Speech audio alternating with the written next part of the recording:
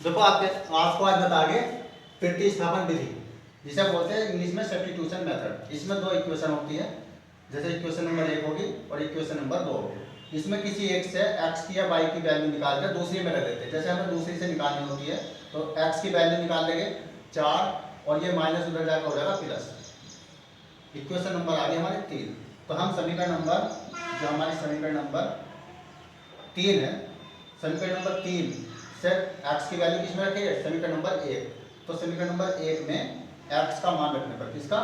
x का मान रखने पर देखो x की वैल्यू कितनी? 4 प्लस वाई। तो यहाँ रखेंगे x की जगह 4 प्लस वाई और बराबर हो गया आपका 14। ठीक, और एक वाई पहले से ही है क्योंकि x की जगह हमने 4 प्लस वाई रख दिया था और एक वाई पहले से ही है। तो ये हो गया 4, यो एक वाई हो गया 2 वाई और 4 आपका पहुंच गया उधर जाकर माइनस में 2 वाई बराबर। जैसे ही 14 में से 4 गए तो आपकी वैल्यू आई 10 और y का मान आ गया इस प्रकार। इधर गुणा में है तो इधर बटे में पहुंच जाता, तो y का मान आ जाता है आपका 2 पंजे 10। y का मान 5 आ गया। अब y का मान उठा के किधर रखेंगे? समीकरण नंबर 3 में। तो है लिखेंगे y का मान समीकरण नंबर 3 में रखने पर, जब y का मान समीकरण नंबर 3 में रखेंगे तो क्या होगा? x बराबर 4 प्लस y की जगह रखना 3, तो x बराबर आ गया आपका 4 और 3 7। इस प्रकार हमने x और y की वैल्यू निकाली।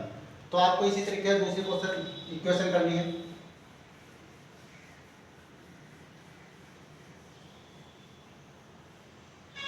जैसे एक इक्वेशन है x प्लस 2y बराबर 7 और 2x प्लस 3y बराबर 2। तो आपको क्या करना होता? ये समीकरण नंबर 1 है और ये समीकरण नंबर 2। तो किसी एक से x या y की वैल्यू निकाल कर दूसरी में रख देते हैं। मान लो हम इससे निकालना चाह रहे हैं, किसकी वैल्यू निकालना चाह रहे हैं? x की। तो 2x बराबर 3y उधर पहुंच जाएगा 2 माइनस 3y और x बराबर आ जाएगा 2 माइनस 3y बटे जो x के जो गुणा में होगा इधर बटे में पहुंच जाएगा और समीकरण नंबर आ जाएगा आपकी 3।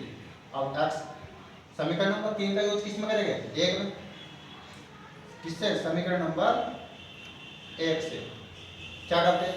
x की वैल्यू रखेंगे 2 माइनस 3y बटे 2 और प्लस के 2y बराबर 7। इसमें 2, इसके बटे में 2 है, ये आपका 1 आ गया तो एलसीएम इसका 2 आ गया। ठीक, 2 से 2 को भाग देंगे एक बार, उसे 1 की गुणा इससे करते हैं 2 माइनस के 3y प्लस 1 से 2 को जैसे डिवाइड करते हैं तो 2 आता है, 2 की गुणा 2 से करके 2 दूनी 4y बराबर 7। अब ये बटे में आपका 2, तो 2 माइनस 3y और 4y, 4 में से 3 जाए क्योंकि प्लस माइनस घटते हैं हमेशा, 4 में से 3 जाते हैं तो एक y बचता वो भी प्लस के, और 2 सत्ते कितना हो गया? 14। इस प्रकार आपकी y का मान जो आया 14, 2 उधर पहुंच के माइनस में पहुंच जाएगा और y बराबर हो गया आपका 14 में से 2 गए 12। ठीक, अब y का मान किसमें रखेंगे? y का मान समीकरण इसमें रख दो या 2 में रख दो या 3 में रख दो, इसमें आसानी से आ जाता आंसर। y का मान समीकरण नंबर 3 में रखने पर, किसमें? 3 में रखने पर, तो x की वैल्यू जो आ जाएगी आपकी 2 माइनस ऐसी 3 और y की वैल्यू कितनी रखनी? 12। 3 गुणा 12 बटे 2, तो x बराबर आ गया 2 माइनस 12 के 36 और बटे 2। x की वैल्यू आ गई 2 में से 36 आ गए तो माइनस के 34 बचता है, तो ये बड़ी संख्या का चिन्ह आता है हमेशा बटे 2। और जैसे ही इसे 2 से भाग करेंगे तो 2 2 एकम 2, 2 सत्ता 14, x का मान आ गया माइनस के 17। इसी प्रकार से आपको एक क्वेश्चन और बताना है इसमें।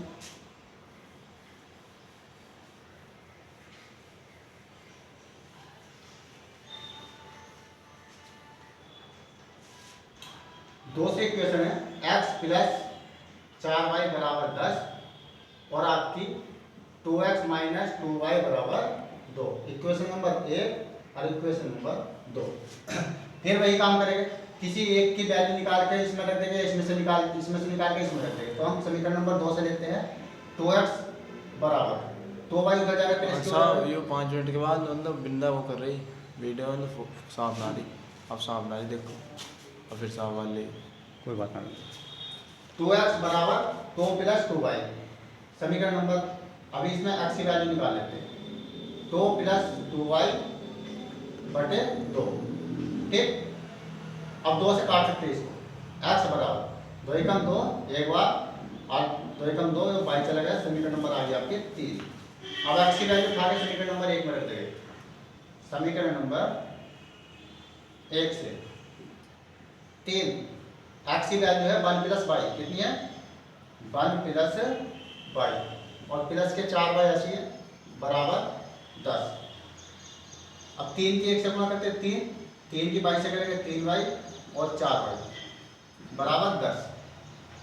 यहाँ से आ जाता आपका 3 और 4 हो गए 7y बराबर 10। 3 उधर माइनस में पहुँच जाएगा तो 7y आ जाएगा आपका 7, और 7 पहुँच जाता 7 के बटे में, और 7 एकम 7 एक बार, और y की वैल्यू आ गई आपकी 1। y की वैल्यू उठा के समीकरण नंबर 3 में रखेंगे। y का मान समीकरण नंबर 3 में रखने पर, ठीक, तो आपकी वैल्यू आ जाएगी x बराबर 1 प्लस के 1, और x की वैल्यू आ गई आपकी 1 और 1 2।